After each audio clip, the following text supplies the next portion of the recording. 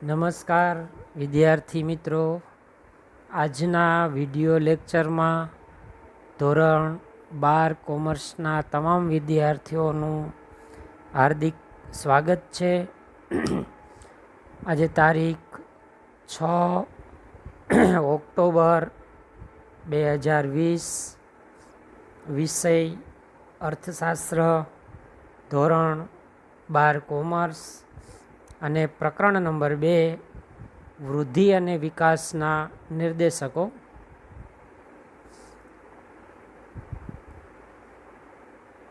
મિત્રો, છેલ્લે ગયા લેક્ચરમાં આપણે દેશના આર્થિક વિકાસના એક માપદંડ તરીકે અથવા તો એક નિર્દેશક તરીકે માનવ વિકાસ આંક છે એ સંપૂર્ણ માહિતી છેલ્લે આપણે પૂરી કરી હતી. હવે આજે આપણે બે માર્કવાળા 2-4 પ્રશ્નો બાકી છે, એ પૂરા કરી લઈએ, પછી આપણું પ્રકરણ છે અહીંયા પૂરું થશે. તો આજે સ્ટાર્ટ કરીએ આપણે 2 માર્કનો એક પ્રશ્ન. ઉત્પાદનમાં વધારો એ કયા પ્રકારનું પરિવર્તન છે? આ 2 માર્કનો પ્રશ્ન છે, બરાબર છે. તો 3 શબ્દ અગત્યના છે, એ ત્રણેયમાં વધારો થાય ને વધારાને તો આપણે પરિવર્તન કયું કહેશું? પરિમાણાત્મક જ કહેશું. જો સમયના લાંબા ગાળા દરમિયાન ઉત્પાદનમાં વધારો, વાસ્તવિક રાષ્ટ્રીય આવકમાં વધારો, વાસ્તવિક માથાદીઠ આવકમાં વધારો, આ બધું વધારો કરે છે જેને કહેવાય પરિમાણાત્મક પરિવર્તન. પરિમાણાત્મક પરિવર્તનને કારણે આર્થિક વૃદ્ધિમાં ફેરફાર થાય છે. ટૂંકમાં આ પ્રશ્નમાં શીખવાનું છે કે ઉત્પાદનમાં વધારો એ વાસ્તવિક રાષ્ટ્રીય આવક અને વાસ્તવિક માથાદીઠ આવકમાં સતત વધારો કરે છે, અને એ વધારો કરે છે માટે એને પરિમાણાત્મક પરિવર્તન આપણે કહેશું. MCQમાં પણ પૂછાય, બરાબર છે. ત્યાર પછી પ્રશ્ન છે આપણો 2 માર્કનો હજી બીજો પ્રશ્ન છે.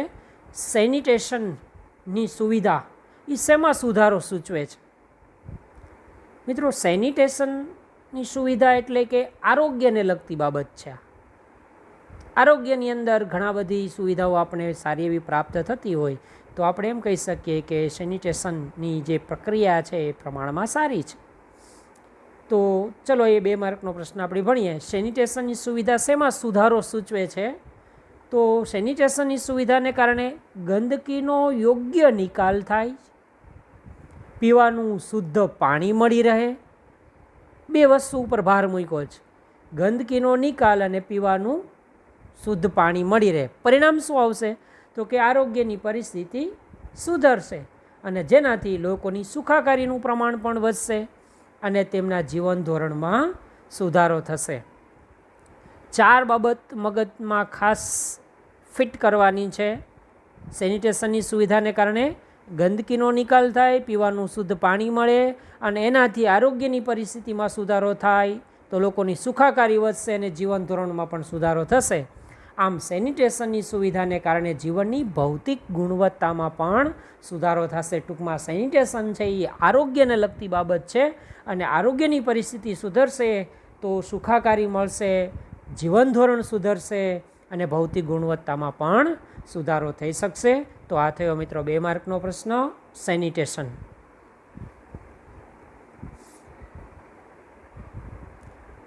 ત્યાર પછી એક પ્રશ્ન છે 2 માર્કનો, જો કે મોટા પ્રશ્નની અંદર સંપૂર્ણ આવી ગયો છે છતાં પણ 2 માર્કમાં પૂછાય તો કેવી રીતે લખવાનો એ આપણે જોઈ લઈએ જરાક. માનવ વિકાસ આપણે HDI ભણી ગયા, બરાબર ને? તો એ આંકની મર્યાદા શું છે એવો આપણો પ્રશ્ન છે. માનવ વિકાસ આંકની મર્યાદા. તો મિત્રો, પહેલી જ મર્યાદા એ છે, આપણે પ્રશ્નમાં પણ ભણ્યા હતા કે માનવ વિકાસ આંકમાં આયુષ્ય અને શિક્ષણ સાથે સાથે જીવન ધોરણ એ ત્રણેય માત્ર સામાજિક નિર્દેશકો સમાવિષ્ટ છે. બરાબર સમજો મિત્રો, માનવ વિકાસ આંકમાં આયુષ્ય, શિક્ષણ અને જીવન ધોરણ એ માત્ર 3 સામાજિક નિર્દેશકો સમાવિષ્ટ છે.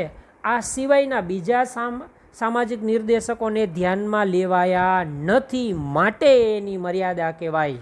ત્રણને જ ધ્યાનમાં લીધા છે, એટલે એની મર્યાદા છે. બીજું કે માનવ વિકાસ આંકમાં આયુષ્ય, શિક્ષણ અને જીવન ધોરણ આ ત્રણેય પરિબળોને સરખું મહત્ત્વ આપવામાં આવ્યું છે. વાસ્તવમાં જુદી જુદી પરિસ્થિતિમાં ત્રણેય પરિબળોમાં ના જે મહત્ત્વ છે ને જુદા જુદા છે, પણ આ સિદ્ધાંતમાં તો ત્રણેયને મહત્ત્વ સરખું આપ્યું છે, માટે એને એક મર્યાદા ગણાય. અને છેલ્લે માનવ વિકાસ આંક સાપેક્ષ છે, તે કોઈ અન્ય દેશની તુલનાએ દેશના માનવ વિકાસની પરિસ્થિતિ જે સ્થિતિ છે અને એનું સ્થાન છે એ જ ફક્ત દર્શાવે છે. માટે આ એની ત્રણ મર્યાદા થઈ. હજી એક છેલ્લો પ્રશ્ન ભણી લે મિત્રો આજે, કે માનવ વિકાસની દ્રષ્ટિએ વિશ્વના દેશો છે ને એને કેટલા વિભાગમાં વહેંચવામાં આવ્યા છે. જો MCQમાં 1-2 વાક્યમાં પૂછાય, બરાબર, એ આપણે સમજવાનું છે. કેટલા વિભાગમાં વહેંચવામાં આવ્યા છે? 4 વિભાગમાં વહેંચવામાં આવ્યા છે. કારણ કે 2015ના માનવ વિકાસ આંક એટલે કે HDIના અહેવાલમાં વિશ્વના 188 દેશો છે એને માનવ વિકાસની દ્રષ્ટિએ 4 વિભાગમાં વહેંચ્યા છે. માનવ વિકાસની કક્ષા, જો કે સૌથી વધુ, ખાલી વધુ, મધ્યમ અને નીચો માનવ વિકાસ ધરાવતા દેશો. મિત્રો, સૌથી વધુ માનવ વિકાસની કક્ષા, બરાબર છે, એમાં સૌથી વધુની અંદર 49 દેશો આવશે કે જેનો સરેરાશ માનવ વિકાસ આંક કેટલો છે? 0.890. જો સરેરાશ કહું છું, સૌથી વધુ દેશોની સંખ્યા 49 અને સરેરાશ HDI 0.890. પછી વધુ માનવ વિકાસ આંક ધરાવતા દેશો એવા 56 દેશો છે. મિત્રો, આ આંકડાકીય માહિતી દેશોની છે ને યાદ રાખજો, MCQમાં પૂછાઈ શકે. 56 દેશો છે, એનો સરેરાશ માનવ વિકાસ આંક 0.735 એવરેજ, ધ્યાન રાખજો. પછી મધ્યમ માનવ વિકાસ આંક ધરાવતા દેશો 38 છે, બરાબર, એમાં ભારતનો સમાવેશ થઈ જશે. 38 દેશો છે, એમાં એનો સરેરાશ HDI છે 0.614 છે. અને સાવ નીચો માનવ વિકાસ આંક ધરાવતા 45 દેશો છે, એનો સરેરાશ માનવ વિકાસ આંક 0.493 છે. બરાબર, તો આ જુદા જુદા 4 વિભાગમાં આપણે વેચી નાખ્યા છે. એવા દેશોની સંખ્યા છે અને એવરેજ પણ આપણે માનવ વિકાસ આંક જોયો. બરાબર, 4 વિભાગ, જો પહેલું ખાનું તો તમને યાદ જ રહી ગયું છે, સૌથી વધુ, વધુ, મધ્યમ અને નીચો. બરાબર, સૌથી વધુ તો 49, થોડા ખાટું રહી ગયા એટલે આપણને યાદ રહી જાય 49. પછી વધુ, તો વધુની અંદર વધુ જ છે, તમે જો છે ને વધુ. કેટલા વધુ છે? તો કે 7 પગલાં આકાશમાં મૂક્યા છે. કેટલા પગલાં? 7 પગલાં. તો 49માં 7 ઉમેરો જોઈ તો 56 આવશે, યાદ રહી જશે. મધ્યમ, તો મધ્યમ એટલે 38 મૂક્યા છે. જો 38 મધ્યમ માનવ વિકાસ આંક ધરાવતા દેશોની સંખ્યા 38 મૂક્યા છે. 38 મધ્યમ આવશે, બરાબર, નથી 56માં, નથી 49માં, એકેયમાં નથી, મધ્યમમાં 38 યાદ રહી જશે. અને છેલ્લે નીચો માનવ વિકાસ આંક ધરાવતા, એ કન્ટિન્યુ આંકડા રાખ્યા છે 4, 5, એને જોડી દીધા છે, એટલે દેશોની સંખ્યા યાદ રહી જ ગઈ હશે. બરાબર છે. આ રીતે કોષ્ટક આપણે યાદ રાખવાનું છે. બાકી વધારે જે આંકડાકીય માહિતી છે, જુદા જુદા દેશોના ક્રમ છે, પાછળ કોષ્ટકમાં આપેલા છે, અહીંયા જરાક જોઈ લેજો. તો અહીંયા આપણે આ પ્રશ્ન પૂરો કરીએ છીએ. આજે કરાવેલા જે 4 પ્રશ્નો છે એ 2 માર્કના વિભાગની અંદર ફેરબુકમાં લખી લેજો. બરાબર છે. અને હોમવર્કની અંદર હું 2 જ પ્રશ્ન આપું છું. સેનિટેશનની સુવિધા, એક પ્રશ્ન એ હોમવર્કમાં, અને માનવ વિકાસની દ્રષ્ટિએ વિશ્વના દેશોને કેટલા વિભાગમાં વહેંચવામાં આવ્યા છે, આ 12મો પ્રશ્ન. આ 2 પ્રશ્ન છે તમારે હોમવર્કમાં કરવાના છે. અસ્તુ.